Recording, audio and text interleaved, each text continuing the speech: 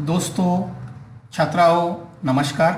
Raghuvansh online lecture YouTube channel के माध्यम से मैं प्राध्यापक ईश्वर रघुनाथ राजपूत आपका सहर्ष स्वागत करता हूं।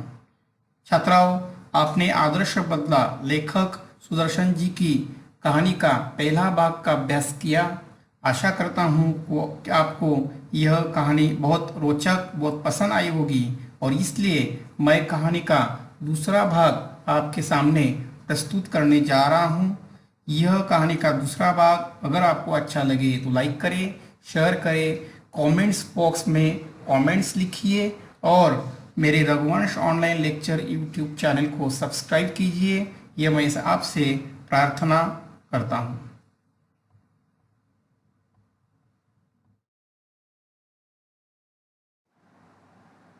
प्यारे छात्राओं, मैं आपके सामने आदर्श बदला कहानी भाग 2 सुदर्शन जी की ये कहानी उसका भाग 2 प्रस्तुत करने जा रहा हूँ।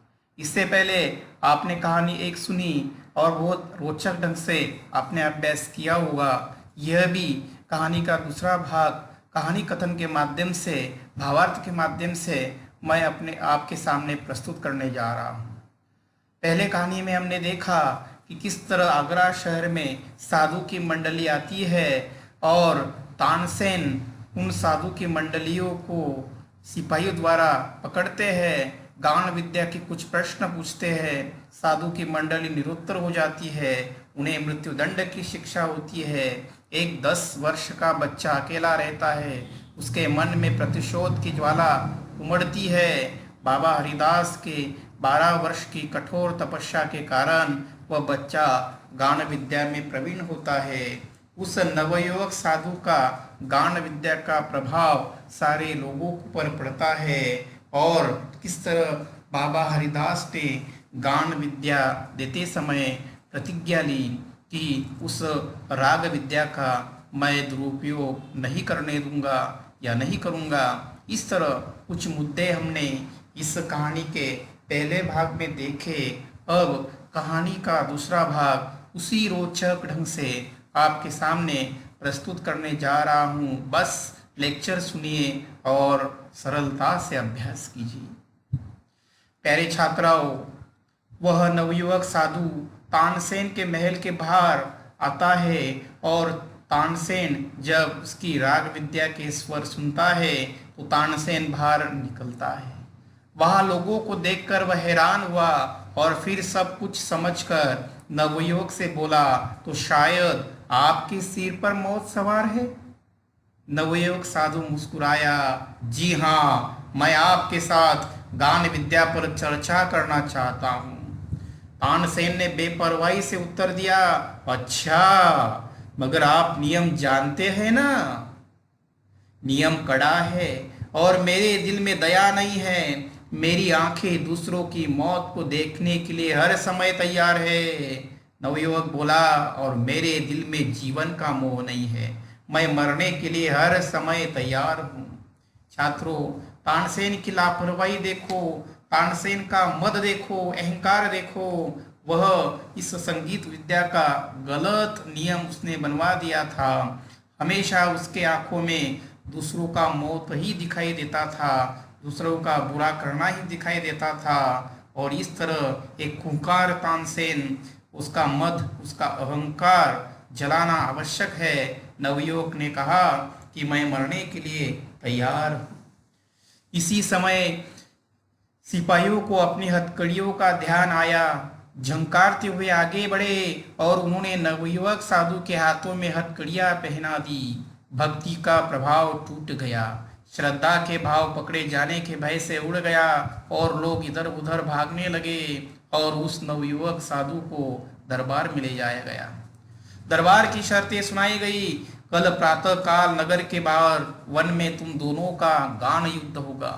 अगर तुम हार गए तो तुम्हें मार डालने तक का तानसेन को पूर्ण अधिकार होगा और अगर तुमने उसे हरा दिया तो उसका जीवन तुम्हारे हाथ में होगा। तो ये शर्त है गान युद्ध की। जो स्पर्धा है उस स्पर्धा में एक नियम बनाया गया था।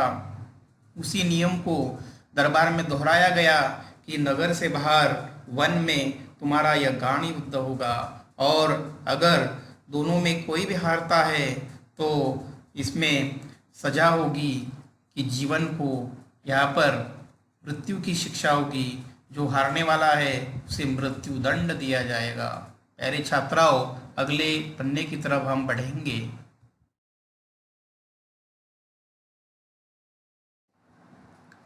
छात्राओं, पन्ना क्रमांक 6 का भाग आपके सामने फिर से प्रस्तुत है। नौजवान साधु ने शर्तें मंजूर कर ली। दरबार ने आज्ञा दी कि कल प्रातःकाल तक सिपाहियों की रक्षा में रहो। यह नौजवान साधु बैजू बावड़ा था। इस पूरे प्रसंग में बैजू बावड़ा का नाम नहीं आया था, फिर भी 12 वर्ष के तपश्चर्या के बाद फिर वह बैजू बावड़ा आगरा शहर में आया। उसी तरह अपने पिताजी की तरह अपने सुरों से, अपने रागी से जादू की मोहिनी लोगों पर, सारी सृष्टि पर लहराता गया। और अचानक वो तानसेन के महल के पास जब आता है इस प्रसंग में, तब ये सारी घटनाएं घटती है। और अगले भाग में हम देखेंगे कि किस तरह तानसेन और बैजू बावड़ा का गान युद्ध होता है। सूरज भगवान की पहली किरणें ने आगरे के लोगों को आगरे से बाहर जाते देगा। ऐसी भीड़ उमड़ी कि न जाने लोगों ने इस तरह का युद्ध के देखने का अवसर कभी मिला नहीं था। साधु की प्रार्थना पर सर्वसाधारण को भी उसके जीवन और मृत्यु का तमाशा देखने की आज्ञा दे दी गई थी। कोई व्यक्ति जीवन का तमाशा देखना चाहता था, कोई उसके मृत्यु का। लेकिन साधु की विद्वत्ता की धाक दूर दूर तक फैल गई। जो कभी अकबर की सवारी देखने को भी घर से बाहर आना पसंद नहीं करते थे, आज वे भी नई पगड़ियां बांधकर निकल रहे थे। लोगों में उत्साह था, लोगों में आश्चर्य था, लोगों में प्रतीक्षा थी कि अब इस गान युद्ध में क्या हुआ। पहली बार आगरा में भीड़ का जमावड़ा उमड़ा था। ऐसा जान पड़ता था कि आज नगर से बाहर वन में नया नगर बच जाने को है। वहां कनातें लगी थी, चांदनियां तनी थी और खुर्सियों की कतारें सजी थी। इधर जनता बढ़ रही थी और उद्विग्नता और अधीरता से गान युद्ध के समय की प्रतीक्षा कर रही थी। एक सुंदर उदाहरण दिया कि बालक को जब प्रातःकाल में मिठाई मिलने की आशा रहती है तो वह रात भर प्रतीक्षा करता है। इस प्रसंग में लोगों को एक प्रकार की उत्सुकता हुई, लोगों को उद्विग्नता भी लगी कि फिर एक नौजवान साधु की मौत आने वाली है। फिर भी लोगों ने नवयुवक साधु की ऐसी राग विद्या कभी सुनी नहीं थी और उस हेतु वे वो गान युद्ध देखने के लिए नगर के बाहर वन में जमा हो रहे थे। अगले पन्ने की ओर बढ़ेंगे।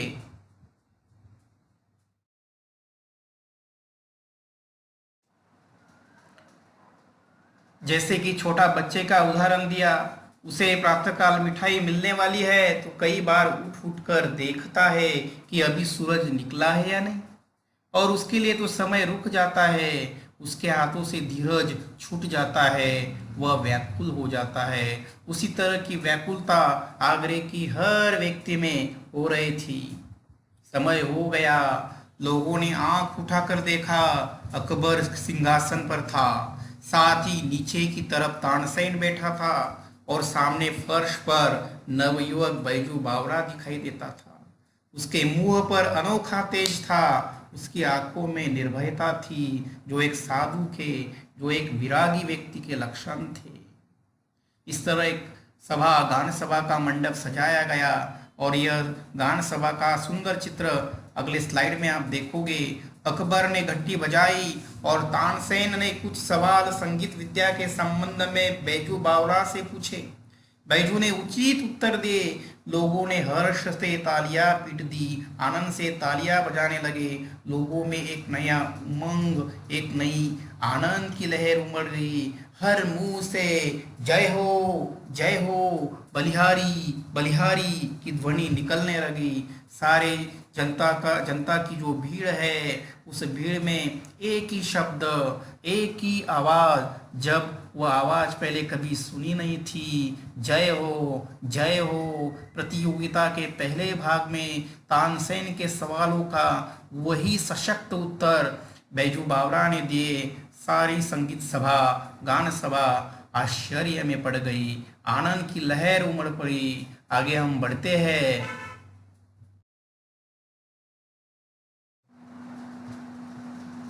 जनता में आनंद उत्साह की लहर उमड़ पड़ी। इसके बाद बैजू बावरा ने सितार हाथ में ली और जब उसके पर्दों को हिलाया तो जनता ब्रह्मानंद में लीन हो गई।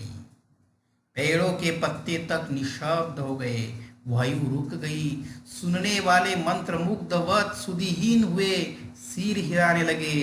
बैजू बावरे की उंगलियां सितार पर दौड़ रही थी, उन तारों पर राग विद्या निछावर हो रही थी और लोगों के मन उछल रहे थे, झूम रहे थे, थिरक रहे थे। ऐसा लगता था कि सारे विश्व की मस्ती वही आ गई है। लेखक बड़े रोचकता से इस प्रसंग का वर्णन करते हैं। बैजू बावरा जब हाथ में सितार लेते हैं और एक तार का पर्दा जब हिलाते हैं तो जनता में ब्रह्मानंद की प्राप्ति हो गई। एक मुहावरा यहाँ पर आया है जो स्वाध्याय कृति में दिया है, ब्रह्मानंद में लीन होना, अलौकिक आनंद की प्राप्ति होना। जैसे कि कभी पहली बार वह आनंद लोगों में प्राप्त हो रहा है। पेड़ पत्ते निशब्द थे, उसके पास कोई उत्तर नहीं था, हवा रुक गई थी। तो इस नवयुवक साधु बैजू बावरा जिसके गान विद्या का प्रभाव किस तरह पड़ा है, एक कृति भी आपको आ सकती है कि गान सभा में बैजू बावरा के गान विद्या का प्रभाव, तो इस तरह का प्रभाव लोगों पर पड़ा।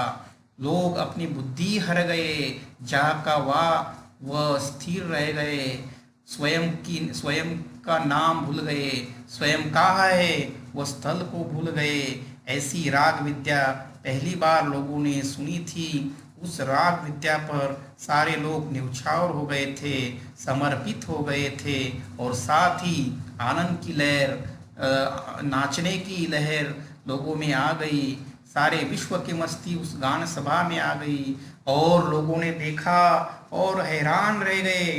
कुछ हरिण छलांगे मारते हुए आए और बैजू बावरा के पास खड़े हो गए। ये एक जगत का चमत्कार था। केवल लोगों पर नहीं, केवल पेड़ों पर नहीं, पौधों पर नहीं, तो मुख प्राणी पर भी उस संगीत की, उस स्वर विद्या की लहर उमड़ पड़ी थी। वह हरिण छलांगे लगाते हुए वन से आ गए और एकाग्र चित्त होकर बैजू का वह संगीत सुनने के लिए पास खड़े हो गए।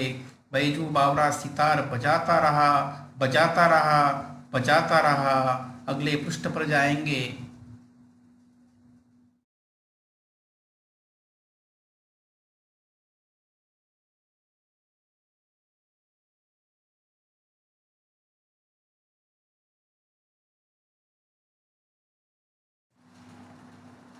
छात्राओं, हमारे इस कहानी में सुंदर चित्र आपने देखा होगा पिछले पृष्ठ में। और हरिण सुनते रहे, सुनते रहे, सुनते रहे और दर्शक ये असाधारण दृश्य देखते रहे, देखते रहे, देखते रहे।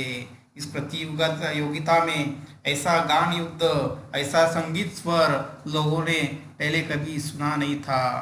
लोग ब्रह्मानंद में लीन हुए और साथ ही हरिण भी यह स्वर विद्या का जादू महसूस करने लगी। हरिण मस्त और बेसुध थे। बैजू बावरा ने सितार हाथ से रख दी और अपने गले से फूलमालाएं उतारकर उन्हें पहना दी।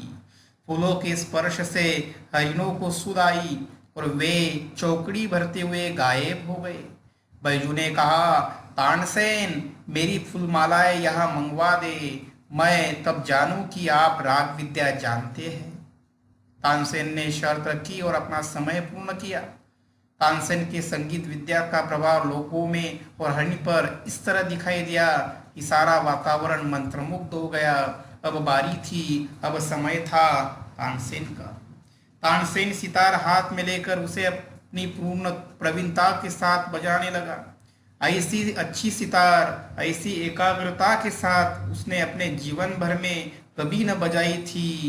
इस तरह राग विद्या में तानसेन की बारी, तानसेन का समय आया और एकाग्रता के साथ तानसेन सितार बजाने लगा।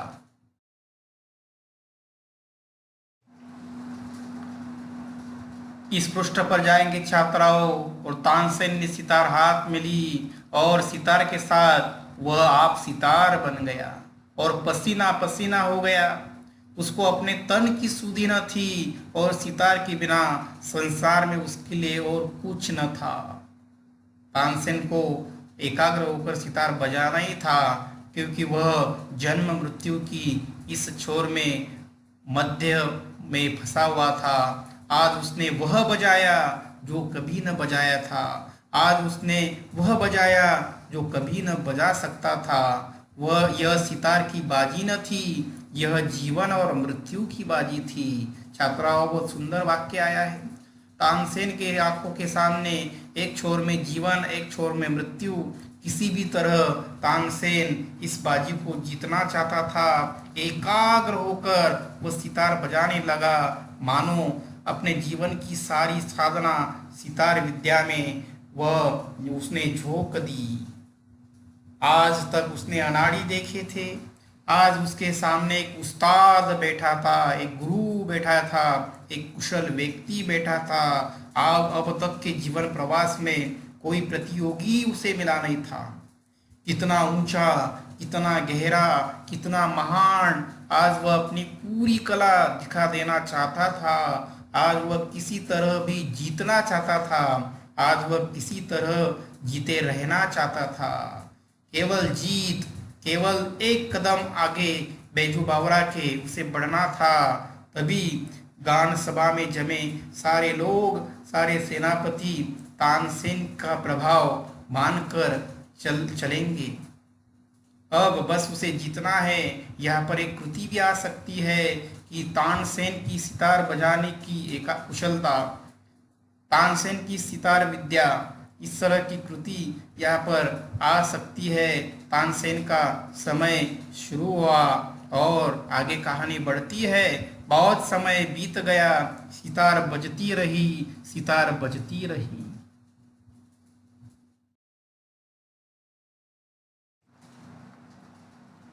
तानसेन सितार बजाने लगा, उंगलियां दुखने लगी, मगर लोगों ने आज तानसेन को पसंद न किया।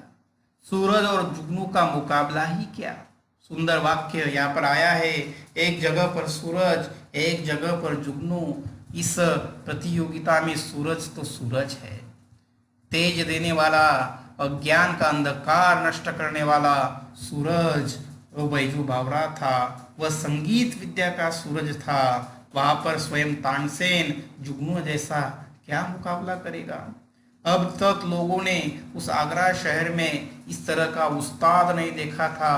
इस तरह की बात किसी में न थी जो तानसेन के अहंकार को रौंदे, तानसेन के मद को रौंदे।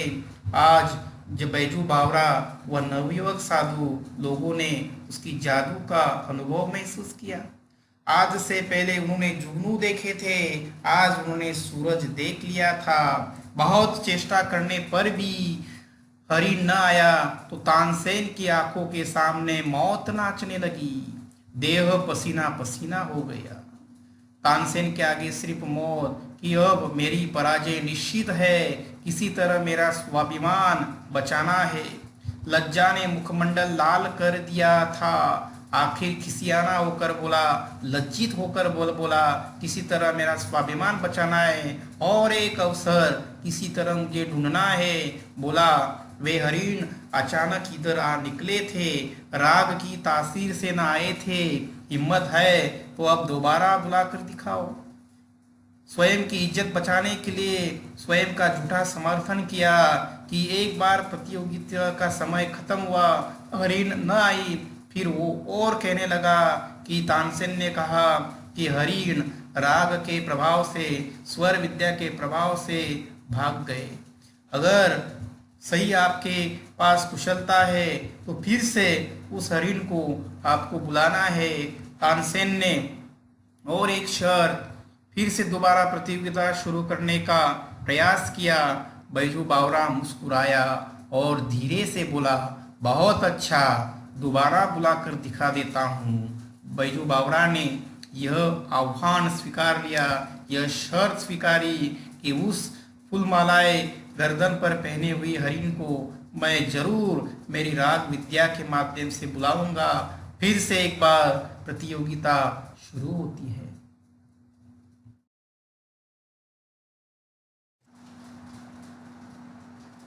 प्यारे छात्राओं, तानसेन ने अपनी लाज बचाने के लिए फिर से प्रतियोगिता शुरू की। फिर से शर्त की कि उस फूलमालाएं भरी हरिण को बुलाकर दिखाओ।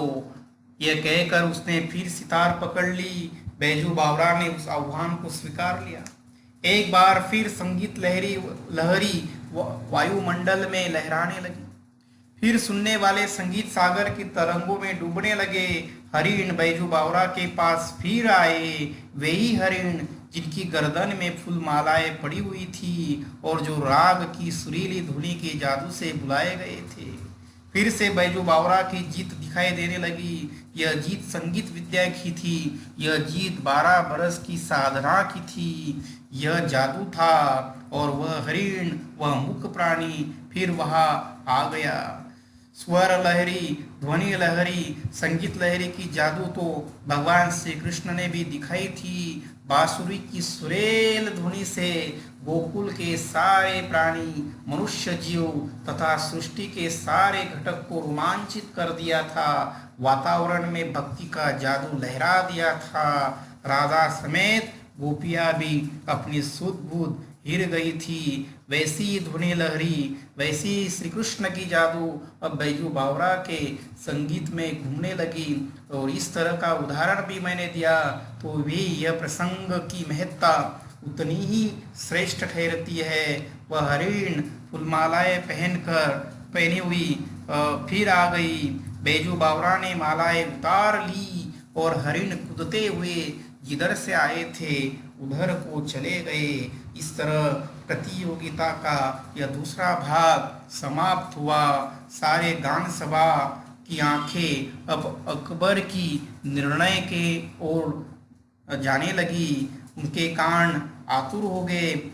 शायद सभी लोगों ने यहाँ पर तय किया या प्रतियोगिता का जो परिणाम है वह सभी लोगों को मालूम हो गया। अकबर का तानसेन के साथ अघात प्रेम था। उसकी मृत्यु निकट देखी तो उनका कंठ भर आया, परंतु प्रतिज्ञा हो चुकी थी। वे विवश होकर उठे और संक्षेप में निर्णय सुना दिया। बैजू बावरा जीत गया, तानसेन हार गया। अब तानसेन की जान बैजू बावरा के हाथ में है। अब तानसेन की जान बैजू बावरा के हाथ में है। लोगों को जिस निर्णय की अपेक्षा थी वह निर्णय अकबर जी ने सुनाया और सारे गान सभा में जय हो की ध्वनि फिर से सुनाई देने लगी। मदमस्त अहंकार का चक्काचूर हो गया। तानसेन हार गया जो जीवन में कभी हारा नहीं था। तानसेन के आंखों के सामने सिर्फ मौत ही नाच रही थी। जो तानसेन अपने नियम के कारण दूसरों को मौत देना चाहता था और बहुत सारे साधुओं को दी भी थी, वही तानसेन आज मौत के घेरे में आ गया था। एक चमत्कारिक बैजू बावरा ने संगीत साधना के दम पर तानसेन के अहंकार को चकनाचूर कर दिया। कहानी आगे बढ़ती है।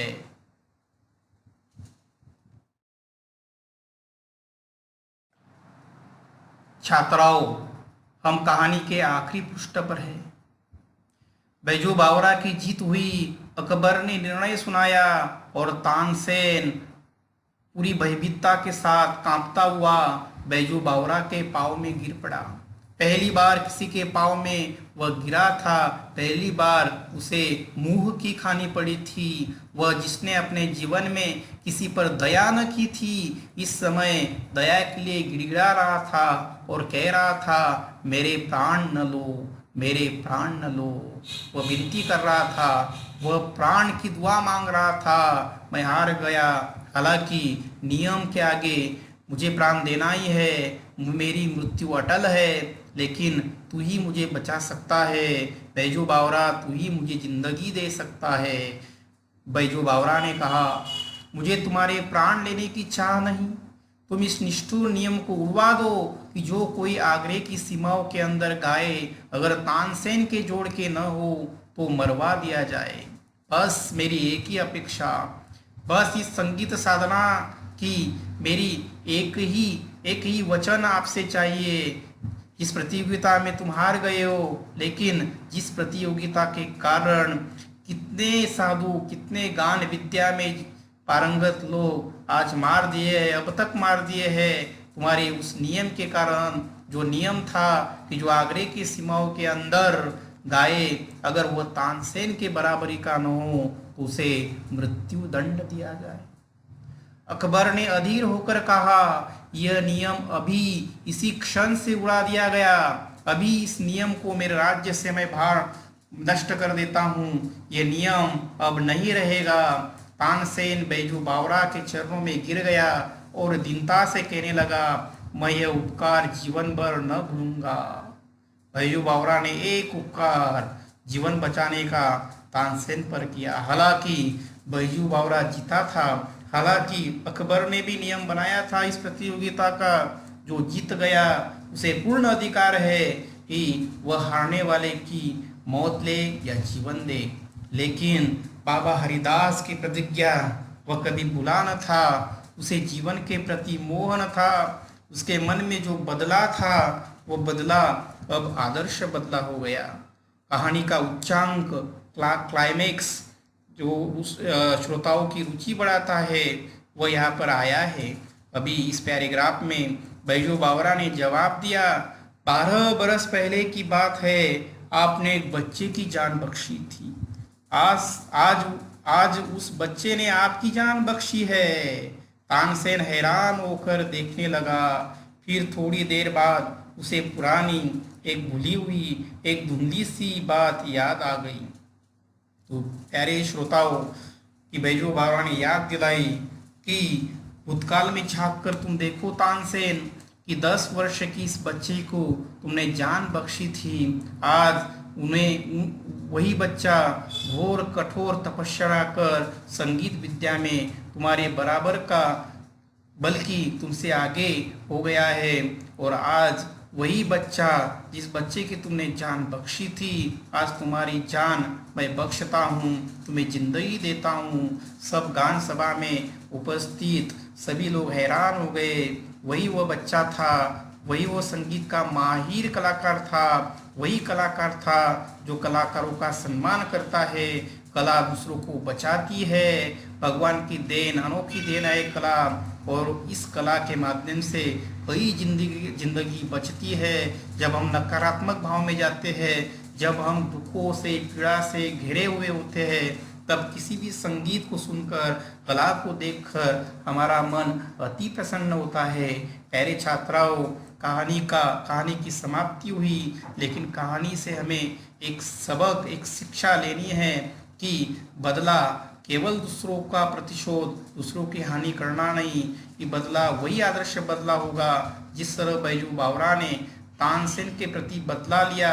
लेकिन तानसेन के मन में जो अहंकार था, जो मद चढ़ा हुआ था, तानसेन अपने सत्ता के कारण दूसरों पर अन्याय अत्याचार कर रहा था, संगीत विद्या का सही मायना नहीं समझता था। उसी तानसेन को आदर्श बदला के रूप में बैजू बावरा ने जिंदगी दी, उसके प्राण बचाए। और इस तरह कहानी का शीर्षक, उचित शीर्षक है, कहानी की शीर्षक आदर्श बदला, कहानी की शीर्षक की सार्थकता बताए। और इस तरह उस प्रश्न में जो भी आप उत्तर लिखोगे, और यह मैंने अभी बताया है कि आदर्श बदला कहानी की शीर्षक की सार्थकता मेरे कथन के माध्यम से आपको निश्चित मालूम हुई होगी।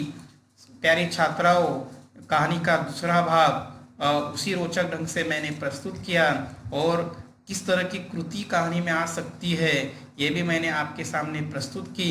स्वाध्याय कृति में कुछ गिने चुने कृतियाँ दी है, लेकिन हमें इस कहानी को सुनकर और उसके जवाब हमें ढूंढना है, कृतियाँ पूर्ण करनी है। बहुत सरलता से मैंने कहानी आपके सामने प्रस्तुत की है।